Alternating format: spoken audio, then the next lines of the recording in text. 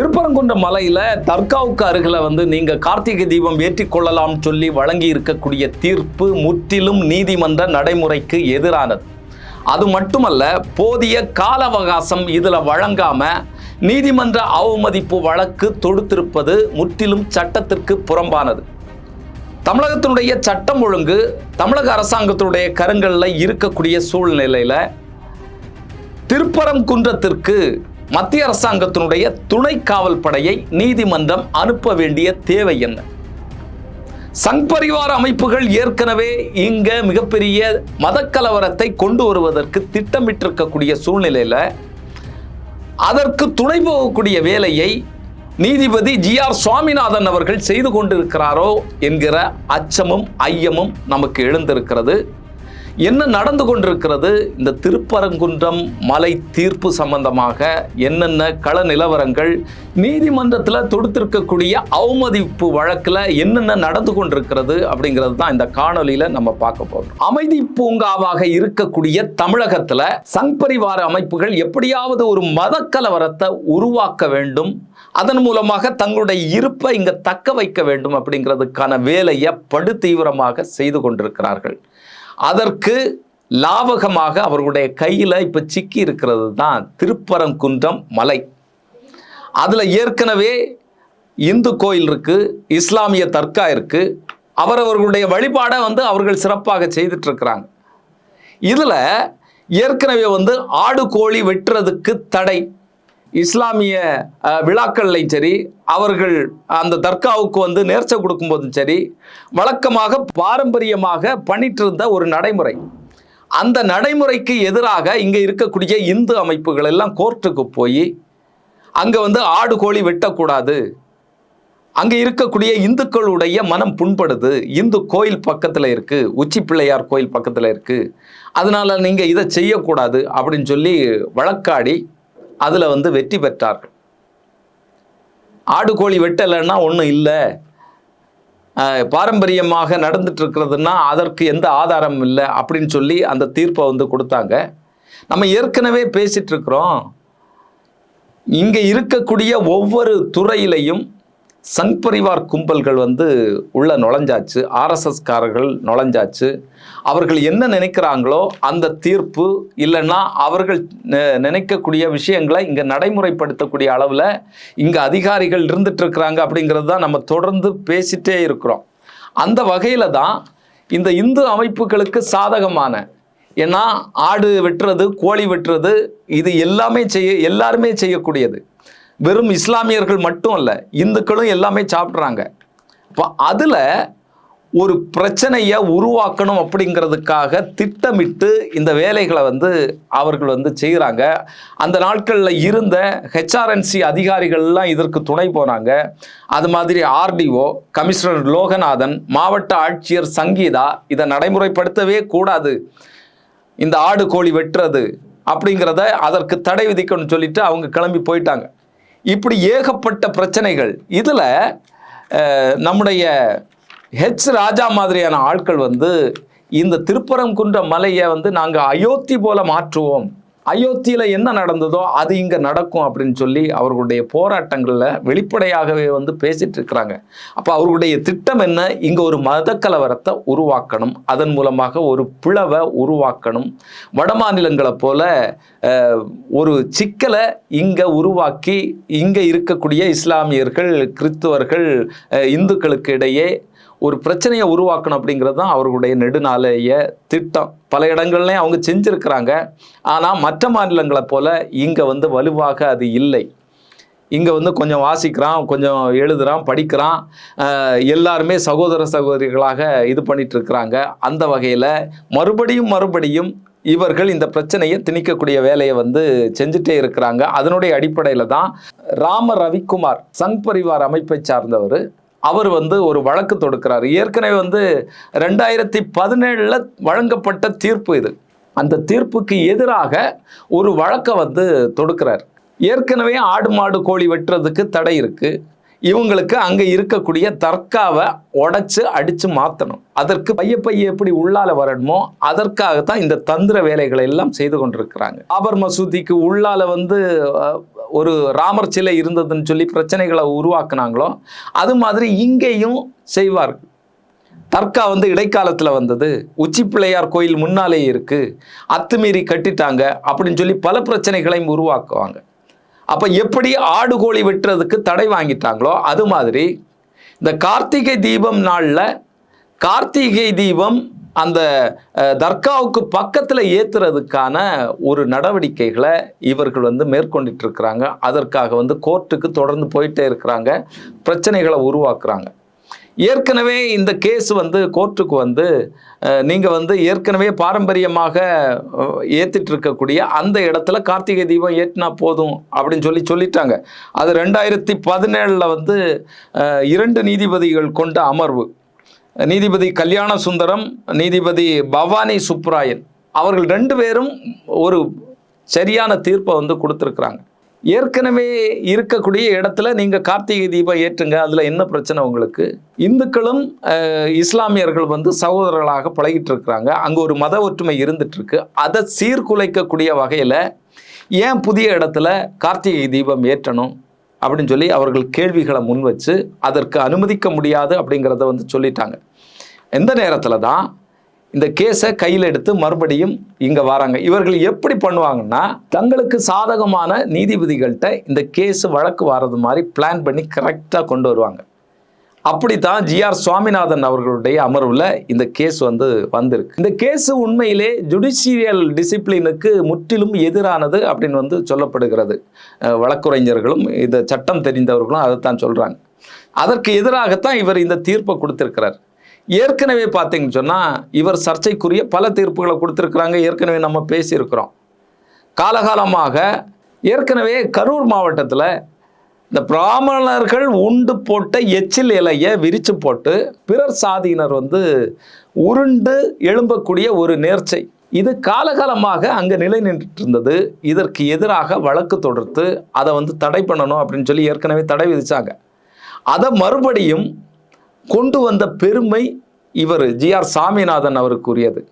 இது பக்தர்களுடைய நம்பிக்கை, இந்த நம்பிக்கையை நம்ம குலைக்கக்கூடாது, அதனால இதை மறுபடியும் நான் நடைமுறைப்படுத்துறதுக்கு அனுமதிக்கிறேன் அப்படின்னு சொல்லி அது மறுபடியும் அனுமதிக்கப்பட்டது. இப்படி ஏகப்பட்ட பிரச்சனைகள் இவர் பண்ணிட்டு இருக்கிறார். இங்கே இருக்கக்கூடிய சமூக நீதிக்கு எதிராக, மனிதாபிமானத்திற்கு எதிராக இந்த தீர்ப்பு எல்லாமே அப்படிப்பட்டது தான். இந்த எச்சில் இலை தீர்ப்பெல்லாம் இது எப்பவோ காலகாலமாக அவர்கள் அந்த அடிமை முறை நடைமுறையில் இருந்த காலகட்டத்தில் உருவாக்கப்பட்ட ஒரு விஷயமாக இருக்கலாம். இன்னைக்கு எல்லாருக்கும் அந்த விவரங்கள் தெரியுது. அதனால இதெல்லாம் வேண்டாம் அப்படின்னு சொல்லக்கூடிய இந்த சூழ்நிலையில் மறுபடியும் அதை திணிக்கக்கூடிய வேலையை, அந்த ஜாதிய அந்த பெருமையை, பெருமிதத்தை, பிராமணன் தான் எல்லாருக்கும் மேலே அப்படின்னு சொல்லக்கூடிய ஒரு விஷயத்தை மறுபடியும் திணிக்கக்கூடிய வேலையை தான் இவர் செஞ்சிட்டு இருக்கிறார். அது மாதிரி அனைத்து சாதியினரும் அர்ச்சகராகலாம் அப்படிங்கிற பிரச்சனையில் அதற்கு எதிராக தீர்ப்பு வழங்கினார். இப்படி பல பிரச்சனைகளை இவர் ஹேண்டில் பண்ண விதமே வேற விதமாக இருக்கும். தனிப்பட்ட முறையிலையும் அவருடைய மத நம்பிக்கைகளுடைய ஜாதி உணர்வுடைய அடிப்படையில் தான் அவருடைய தீர்ப்பெல்லாம் இருக்கு. அதே மாதிரி தான் இங்கேயும் தீர்ப்பு கொடுத்திருக்கிறாரு. இதில் இந்த தீர்ப்புலையே ஆர்எஸ்எஸ் வழக்கறிஞர் கொடுத்திருக்கக்கூடிய அந்த ஆதாரங்கள், அது ஒரு நாயக்கர் கால கல்வெட்டு.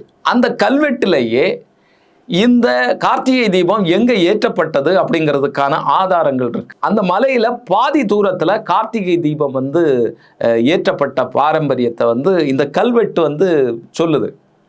அது மாதிரி ஏற்கனவே 1989 நாகப்பா நாச்சியப்பர்னு சொல்லி ஒரு PhD பண்ணியிருக்கிறாங்க.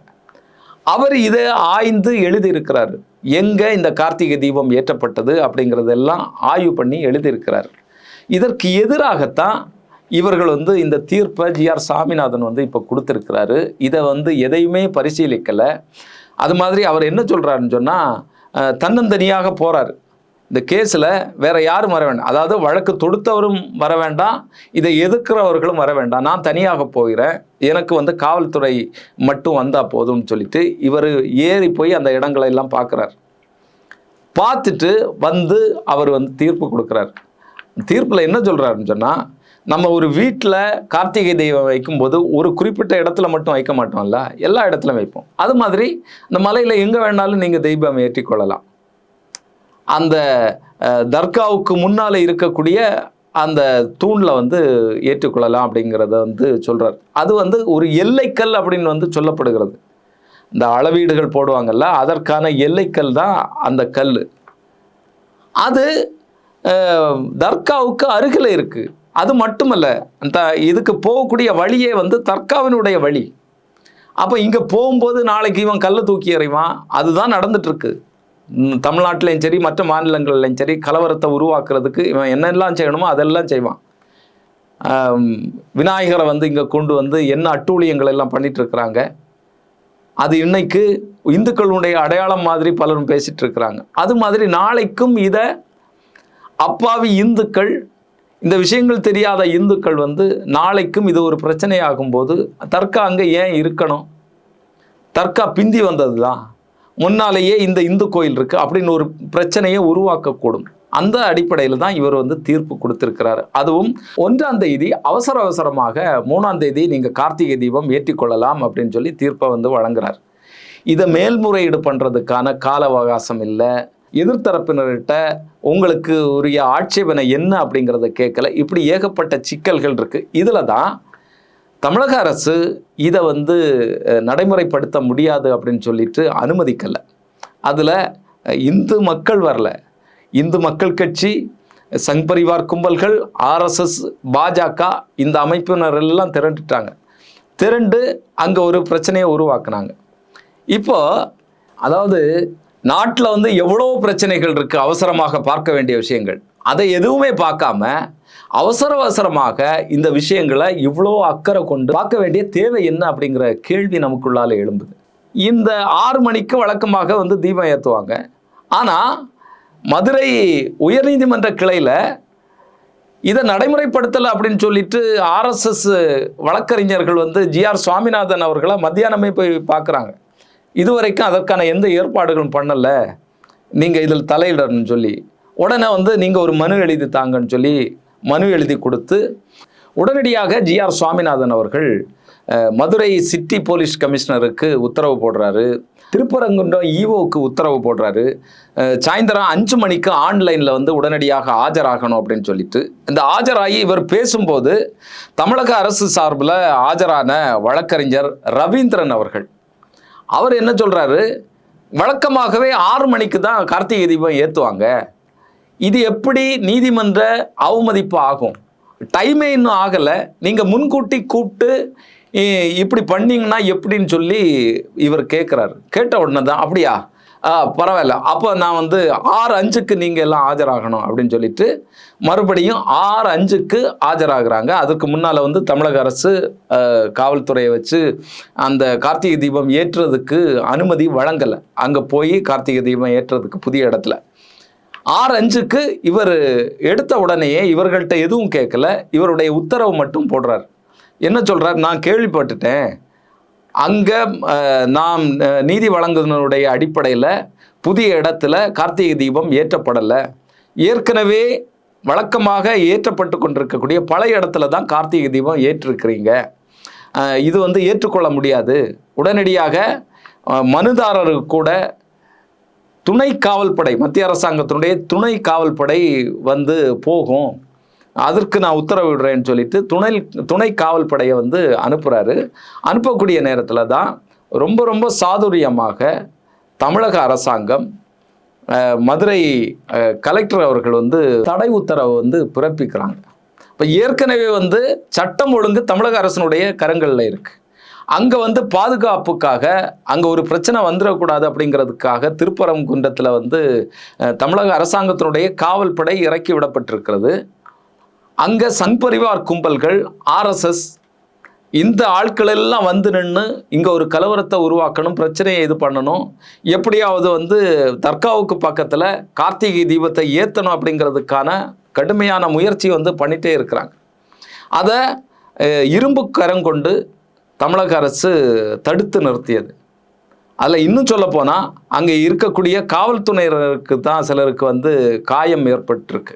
அப்போ தமிழகத்தில் ஒரு கலவரம் வராமல் தடுத்து நிறுத்த வேண்டிய வேலை இங்கே இருக்கக்கூடிய நீதிமன்றங்களுக்கும் இங்கே இருக்கக்கூடிய காவல்துறைக்கும் அரசுக்கும் எல்லாருக்குமே உண்டு. ஆனால் இதை சீர்குலைக்கக்கூடிய வகையில் இவர் ஒரு தீர்ப்பை வழங்கிட்டு அதை நடைமுறைப்படுத்தாத போது மத்திய அரசாங்கத்தினுடைய துணை காவல்படையை இங்கே அனுப்புகிறார். இதில் வாத பிரதிவாதங்கள் வந்து நம்ம பேசிட்டு இருக்கக்கூடிய இந்த தருணம் வரைக்கும் கடுமையாக போய்கொண்டிருக்கிறது. தீர்ப்பு வரலாம் அப்படின்னு சொல்லி எதிர்பார்க்கப்படுகிறது. இதில் தான் தமிழக அரசு அவர்களுடைய ஆட்சேபனைகளை மிக கடுமையாக தெரிவிச்சிருக்கிறாங்க. எப்படி மத்திய அரசாங்கத்தினுடைய காவல் படையை நீங்கள் அனுப்புவீங்க? அது நீதிமன்றங்களுக்கு மத்திய அரசாங்கத்தினுடைய தொழில் நிறுவனங்களுக்கு பாதுகாப்பு வழங்கக்கூடிய ஒரு காவல் படை. தமிழக அரசினுடைய அதிகாரத்தை தடுக்கக்கூடிய வகையில் ஒரு பிரச்சனையை மத்திய அரசாங்கத்தினுடைய படைக்கும் தமிழக அரசாங்கத்தினுடைய காவல்துறையினருக்கும் ஏற்படுத்தக்கூடிய வகையில் வந்து நீங்கள் அனுப்பியிருக்கீங்க. இது முற்றிலும் தவறானது அப்படிங்கிறத வந்து தமிழக அரசினுடைய வழக்கறிஞர் வந்து எடுத்துரைக்கிறாரு. அது மட்டுமல்ல, நீங்கள் இந்த நீதிமன்ற அவமதிப்பு வழக்கு தொடர்ந்ததே சட்டத்திற்கு புறம்பானது. நீங்கள் உத்தரவு போட்டுட்டீங்க அப்படிங்கிறதுனாலேயே உடனடியாக அதை அமல்படுத்தப்பட்ட உடனே நீதிமன்ற அவமதிப்பு வழக்கு தொடுக்க முடியாது. குறைந்தது 30 நாட்கள் கால அவகாசம் ஒரு ஜட்ஜ்மெண்ட்டுக்கு தரணும். அதை தராமல் நீங்கள் இப்படி அவமதிப்பு வழக்கு தொடர்றது வந்து நல்லதில்லை அப்படிங்கிறத வந்து சொல்கிறாங்க. அது மாதிரி தர்கா தரப்பில் வாதிட்ட வழக்கறிஞர் எங்கள்கிட்ட இது சம்பந்தமாக எதுவுமே கேட்கல, எங்களுடைய ஆட்சேபனைகளை வந்து கேட்கல. அங்கே தர்காவும் இருக்குது, இந்து கோயில் இருக்குது, 2 பேருக்கும் எந்த விதமான பிரச்சனையும் ஏற்படக்கூடாது. அந்த வகையில் தான் இந்த தீர்ப்பு இருந்திருக்கணும் அப்படின்னு சொல்லி வந்து இவர்கள் வந்து கேட்குறாங்க. இப்போ நீதிபதிகள் என்ன சொல்கிறாங்கன்னு சொன்னால், ஒரே ஒரு நாள் கார்த்திகை தீபம் அந்த இடத்துல ஏற்றுறதுனால உங்களுக்கு என்ன பிரச்சனை வந்துடும்? இதனால சட்டம் ஒழுங்கு எந்த வகையில் பாதிக்கப்படும்? அது மட்டுமல்ல, 2 சமூகங்களுடைய நல்லிணக்கம் எப்படி கெட்டு போகும் அப்படிங்கிற கேள்விகள்லாம் கேட்குறாங்க. இதில் அனைத்து தரப்பினுடைய உரிமைகளும் பாதுகாக்கப்படணும் அப்படிங்கிறது தான் எங்களுடைய எண்ணமும் எங்களுடைய நோக்கமும். ஆனால் இந்த விஷயத்தை பொறுத்த அளவில் அவசரமாக அவசர கோலத்தில் இந்த தீர்ப்பை வந்து வழங்கி இருக்கிறாங்க.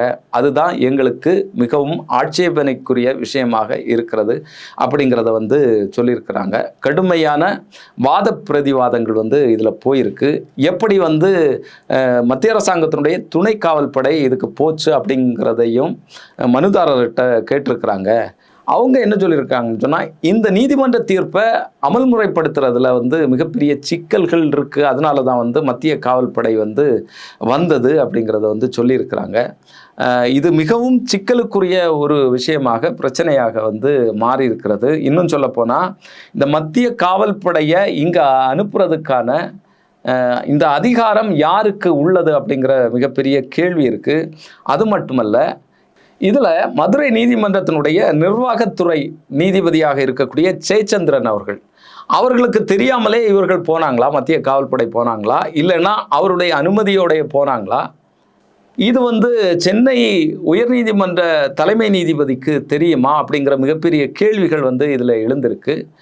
அப்படின்னு சொன்னால் இது வந்து சட்டத்துக்கு புறம்பாக, நடைமுறைக்கு எதிராக வந்து இதெல்லாம் நடந்திருக்கு. அதனால ஜி.ஆர். சுவாமிநாதன் அவர்கள் தொடர்ந்து இங்கே அவருடைய நலன் சார்ந்து சட்டத்துக்கு புறம்பான விஷயங்களை வந்து செய்துட்ருக்கிறாரு. அவரை இந்த பதவியிலேருந்து விலகச் செய்யணும். அதற்கான இம்ப்ளீச்மெண்ட் நோட்டீஸை வந்து பாராளுமன்றத்தில் கொடுக்கணும் அப்படின்னு சொல்லி பலரும் வந்து பேசிகிட்ருக்கிறாங்க, வழக்கறிஞர்கள் பலரும். இந்த அவமதிப்பு வழக்கினுடைய தீர்ப்பு இந்த காணொளி பார்க்கக்கூடிய நேரத்தில் வந்து வெளிவந்திருக்கலாம். எப்படி இருக்குமோ அப்படிங்கிறது நமக்கு தெரியல. நீதி காக்கப்படுமா இல்லைன்னு சொன்னால் ஒரு பிளவுவாதத்துக்கு, ஒரு மத கலவரத்திற்கு மறுபடியும் இங்கே ஒரு வித்திடுவாங்களா அப்படிங்கிறது நம்ம தெரியல. தொடர்ந்து பார்ப்போம். இன்னொரு காணொளி சந்திக்கும் வரை நன்றி, வணக்கம்.